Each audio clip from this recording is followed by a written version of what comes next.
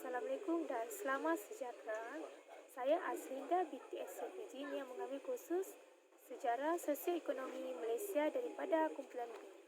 Hari ini saya akan membentangkan hasil kerja saya yang terdiri daripada 8 komponen utama, di mana yang pertama adalah pengenalan, kedua adalah sejarah tenun di Raja Pahang, ketiga adalah bahan dan alat, keempat adalah struktur tenunan Pahang di Raja, kelima adalah proses pewarnaan benang, keenam adalah teknik dan proses, manakala yang ketujuh pengertian di sebalik reka corak dan motif tenun Pahang di Raja.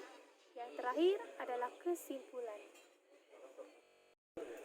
Bagi bahagian pengenalan, di mana pada asalnya fungsi utama tenunan adalah untuk membuat pakaian yang terdiri dari berbagai bentuk mengikut kaedah dan budaya hidup sesuatu bangsa.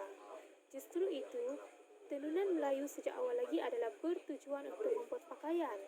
Dalam masa yang sama, di peringkat awal, kain yang dihasilkan adalah berwarna putih, kemudian satu warna dan beransur-ansur diletakkan corak.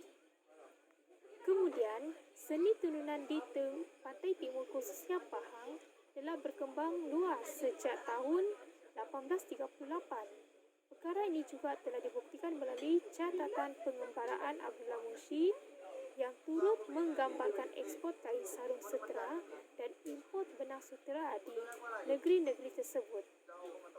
Kegiatan tenunan ini berterusan sehingga pada bancian tahun 1901 yang menunjukkan terdapat 77 penenun di Pahang.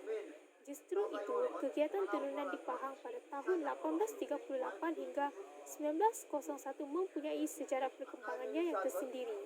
Dalam masa yang sama, tenunan di Pahang juga mempunyai struktur asas dalam kegiatan penenunan sehingga menjadikan Pahang sebagai salah satu negeri yang terkenal dengan kepelbagaian dan keindahan hasil tenunan.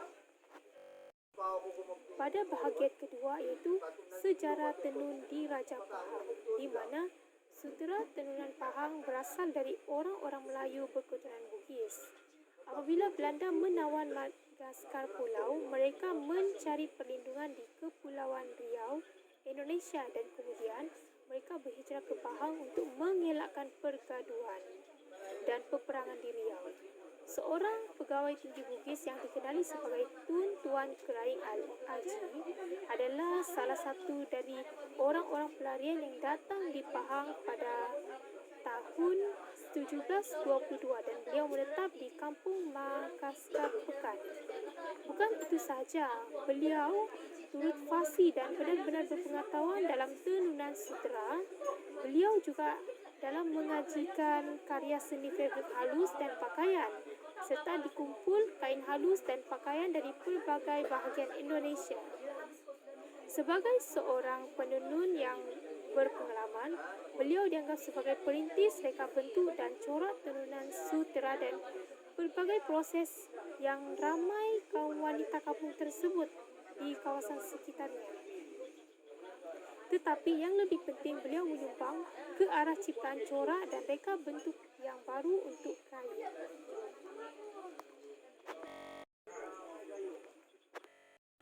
Pada bahagian ketiga adalah berkaitan dengan bahan dan alat, di mana benang dan pewarna ialah bahannya, manakala alatnya pula terdiri daripada kek tenunan, kek mengarat, rahak, peleting bulu atau bobin, lidi daun kelapa, papan gulung, anak kayu, dua belira, sikat dan jentera, jarum julik, batang anak kayu, kayu karat, benang losen, lidi nibung atau bulu, benang batang bunga songket, daun pakan, benang emas, cuban, torak pakan, torak benang emas dan sumbi. Manakala bahagian keempat adalah struktur tenunan Pahang di Raja, di mana struktur tenunan boleh dibahagi kepada dua, iaitu struktur tenun muda dan struktur tenun majmuk atau kompleks. Namun, untuk penyelidikan bersama pengusaha di Pahang ini, hanya struktur tenun muda akan digunakan sebagai permulaan untuk membantu mereka memahami fungsinya. Proses tenunan terhasil daripada proses silangan di antara benang, menegak dan juga benang yang melintang. Peralatan tenun sejak sekian lama mempunyai berbagai versi. Tenunan juga boleh dihasilkan dengan 3 struktur asas, iaitu tenun biasa, tenun twill dan juga tenun satin. Okey. Bagi tenunan biasa dikenali sebagai tenun satu bawah dan satu atas. Teknik tenunan ini merupakan teknik tertua yang menjadi asas kepada perkembangan teknik-teknik lain. Tenun biasa turut dikenali dengan nama tenun tabi atau piveta. Manakala bagi tenun twill adalah struktur asas kedua. Tenun twill merupakan struktur asas yang boleh menghasilkan paling banyak variasi tenunan daripada kumpulan tenun asas. Tenunan ini memberi kesan permukaan yang menyerong dengan garisan berpenjuru selari sama ada dari kanan ke kiri ataupun di sebaliknya, iaitu kiri ke kanan. Tenunan ini mempunyai jumlah angkatan yang tidak seimbang bergantung pada struktur yang direka dan kain yang dihasilkan. Daripada jenis struktur ini lebih lembut dan sedikit tebal. Manakala bagi tenun satin, tenunan satin mempunyai ciri-ciri keistimewaan yang tersendiri kerana memberi kesan licin dan berkilat pada permukaan kain. Oleh sebab itu, ia dikenali sebagai satin. Bagi bahagian kelima adalah proses pewarnaan benang, di mana dalam kegiatan penenunan, ianya turut melibatkan beberapa proses pewarnaan benang, iaitu pencelupan warna, kelos dan palet serta sekir. Bagi pencelupan warna, tenun di Raja Pahang tidak seperti batik yang menggunakan cara menggambarkan pada selembar kain dengan motif yang dirancang sejak dari pencelupan warna benang sesuai dengan yang diinginkan. Manakala bagi kelos dan palet ataupun memintal adalah untuk memudahkan dalam menata benang. Setelah dicelup, maka benang dijemur hingga kering. Kemudian, benang dipintal dalam gulungan-gulungan kecil yang disebut sebagai kelos dan palet. Bagi yang ketiga iaitu sekir, bahagian ini mempunyai proses yang paling rumit kerana seorang penenun harus menata benang halus sejumlah 2,100 helai benang untuk menghasilkan satu motif tertentu kain tenun selebar 70 cm. Setiap motif memiliki rumus yang berbeza, sama ada motif klasik atau motif kontemporeri. Bagi bahagian keenam adalah teknik dan proses, di mana teknik dan proses terbagi kepada beberapa komponen, antaranya melerai, mengganing, menggulung, menyampuk, menghubung, mengarak, menyolek dan juga menenun. Okey, sekarang saya jelaskan. Yang pertama adalah melerai, di mana melerai ini berlaku apabila benang yang telah kering dimasukkan ke dalam sejenis alat yang bernama raha untuk diputarkan pada satu alat yang bernama peleting. Proses ini dipanggil melerai. Manakala bagi yang kedua itu mengganing, ialah benang yang telah menjalani proses melerai dimasukkan ke dalam alat mengganing untuk menentukan ukuran panjang benang yang hendak dimuatkan pada alat itu. Yang ketiga iaitu menggulung, iaitu benang yang telah dianing akan digulung pada papan gulung mengikut lebar gigi jentera dan panjang losen pada papan gulung yang hendak dipasang. Yang keempat adalah menyampuk, di mana menyampuk ialah proses memasukkan benang losen ke dalam gigi jentera atau sikat. Kemudian, proses ini biasa dilakukan di dalam kek mengarak supaya senang untuk menyampuk benang kepada jentera. Manakala yang kelima adalah menghubung. Menghubung ialah proses menyambungkan benang daripada losen kepada benang yang tertinggi pada jentera. Cara ikatannya dipanggil ubung tindas.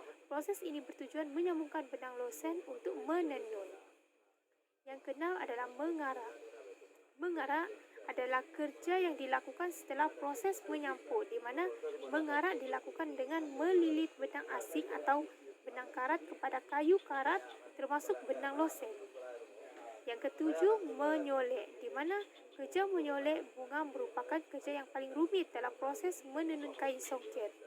Cara menyolek reka corak adalah dengan menyusulkan lidi-lidi bulu pada benang losen yang dikehendaki.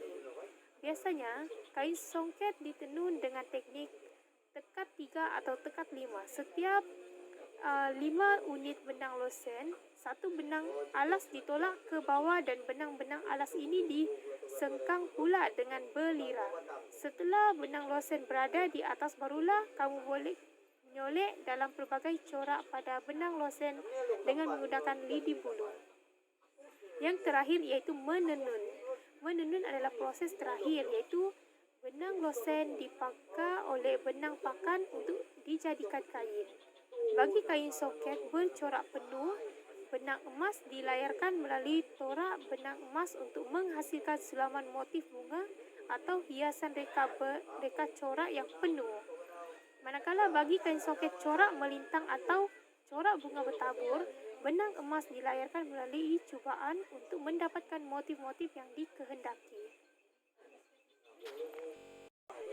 Bahagian ketujuh adalah pengertian di sebalik reka corak dan motif tenun Pahang Diraja, di mana tenun Pahang Diraja ini mempunyai falsafah dan maksud yang tersendiri di sebalik reka corak-corak yang digunakan ke atas kain.